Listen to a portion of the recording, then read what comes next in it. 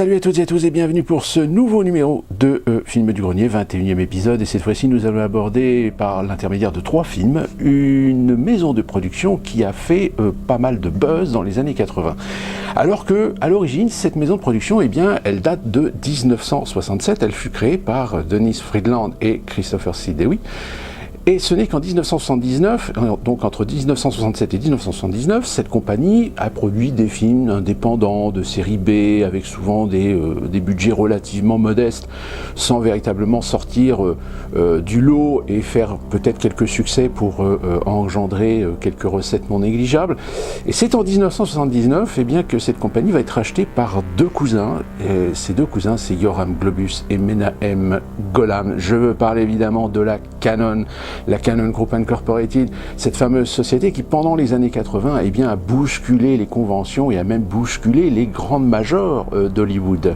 Ce sont évidemment 2 cousins qui ont repris cette société en 1979.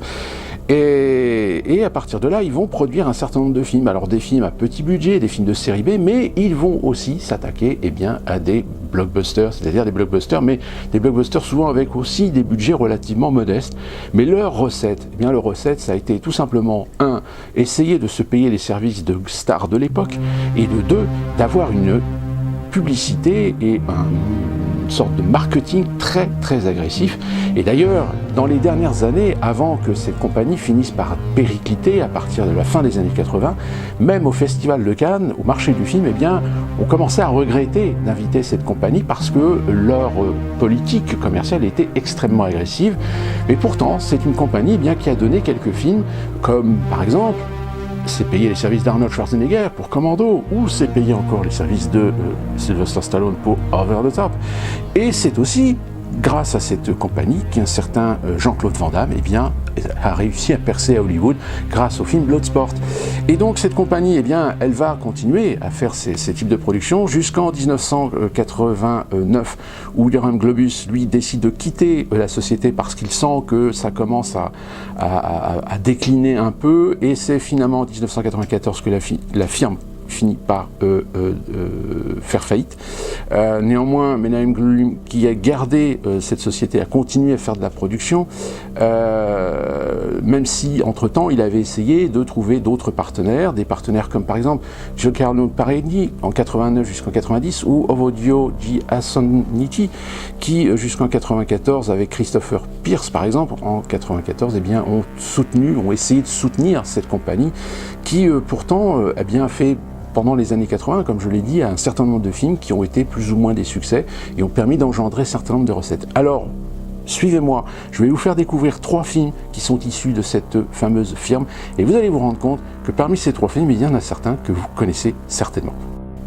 Premier film qui a été produit par la Canon, c'est l'un de ces exemples de films où on a essayé de faire des grandes fraises, des films à grand spectacle, mais qui finalement, avec le peu de budget, a été un film véritablement catastrophe.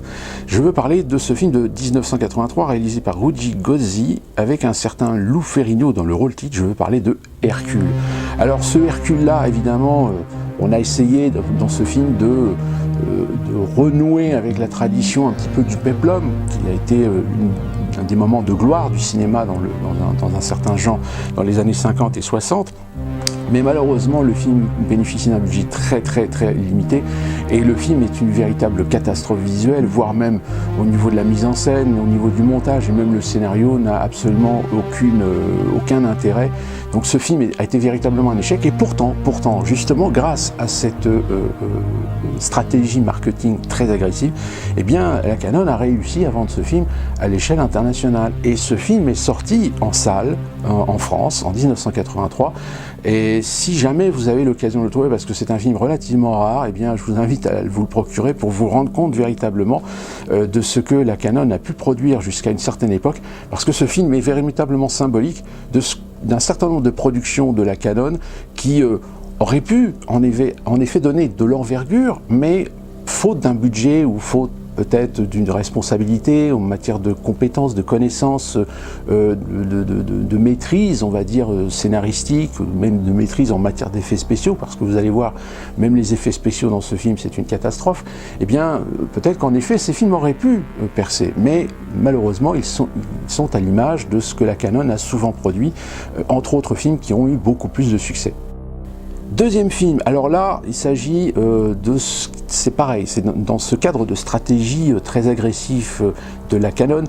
Si je vous dis Superman, alors évidemment vous allez me dire, ah bon, Superman chez Cannon, eh bien oui, Cannon a réussi à décrocher une autorisation pour pouvoir adapter le 4e volet de cette série, de cette franchise. Alors le seul problème, c'est que si vous allez chercher un coffret des Superman, donc avec toujours Christopher Reeve, et d'ailleurs Christopher Reeve a eu beaucoup de mal à accepter de jouer dans ce 4e film, et ça lui a porté un petit peu tort, parce que même il s'est un peu impliqué aussi dans le scénario, parce que à l'origine le premier scénario de ce film, qui date de 1987, était une catastrophe. Donc Christopher Reeve a été obligé de mettre un petit peu son nez dedans pour essayer d'améliorer un peu la situation.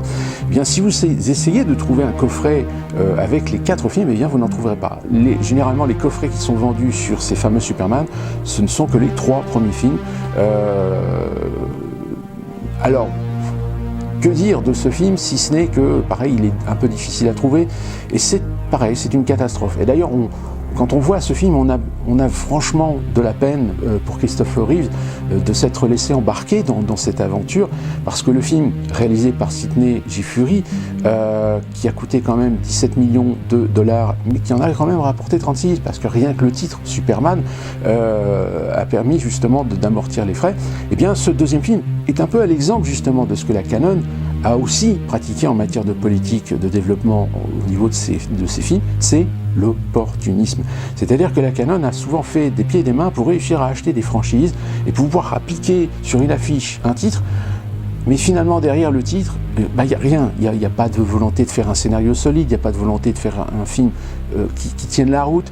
Et ce Superman 4, si jamais vous n'avez jamais eu l'occasion de le voir, je vous invite à le voir, parce que vous allez vous rendre compte de ce que c'est véritablement, comment détruire une franchise, puisque après ce film, eh bien, Superman va rester en sommeil pendant un grand nombre d'années, avant de revenir au début des années 2000 dans une tentative de relance de la franchise sur ce personnage qui est le super-héros le plus connu et qui aujourd'hui eh bien, revient et est revenu heureusement avec brio dans cette volonté de redorer l'image à la fois de DC Comics mais aussi du personnage de Superman.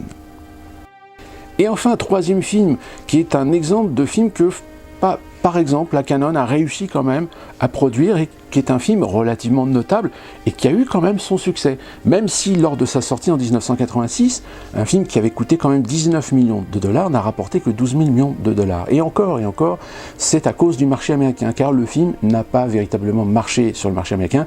Eh bien, je veux parler de ce fameux film réalisé par Russell Mulcahy, je veux parler de Highlander. Et oui, Highlander est une production de la société Cannon Group Incorporated. Alors, comme je viens de le dire, étrangement, le film n'a pas du tout marché aux États-Unis. C'est grâce au marché européen que le film a plutôt fonctionné, surtout parce que à cette époque, eh bien, il y a l'acteur principal, Christophe Lambert, qui était dans, on va dire, le haut de la vague dans sa carrière et qui a réussi à attirer plus ou moins le public dans ce film. Le succès européen a confirmé que ce film pouvait être une franchise assez intéressante à faire, si bien que la suite on la connaît, une série télé avec Adrian Paul et 4 suites. Alors les 4 suites évidemment sont catastrophiques, même le 2e film qui a été réalisé par Russell Mulcahy a subi plusieurs montages différents, plusieurs director's cut pour essayer de sauver un petit peu la situation. Mais finalement, ce Highlander de 86 reste aujourd'hui la référence, et une référence qui attire encore aujourd'hui l'intérêt, puisqu'il est question de faire un reboot, de faire un remake de ce film.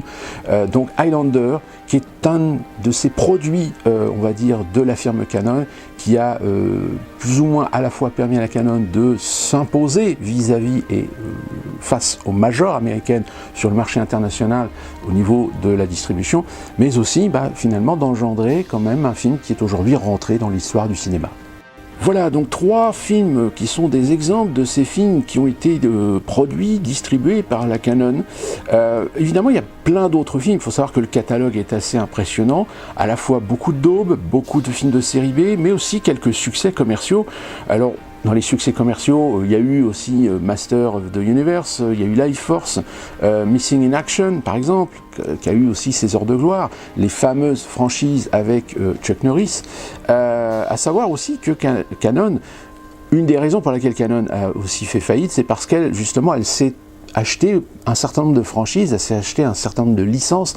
Elle a acheté des licences Marvel, par exemple, parce qu'elle avait l'intention d'adapter Spider-Man à l'écran, tout comme aussi Captain America. Et au début des années 90, la société a commencé à péricliter véritablement. Finalement, sa faillite est tombée en 1994. Golan, lui, a continué à faire de la production et un petit peu de réalisation. À savoir qu'aujourd'hui, le catalogue de Cannon est la propriété de la Paramount via le rachat de la société Viacom qui avait racheté le catalogue pour MGM de la Cannon. Et aujourd'hui, eh bien, si vous voulez en savoir plus sur cette société de production mythique, eh bien, vous avez un documentaire, un film documentaire qui est sorti en 2014, qui s'appelle Electric Boogaloo, The Wild and Told Story of the Cannon Film.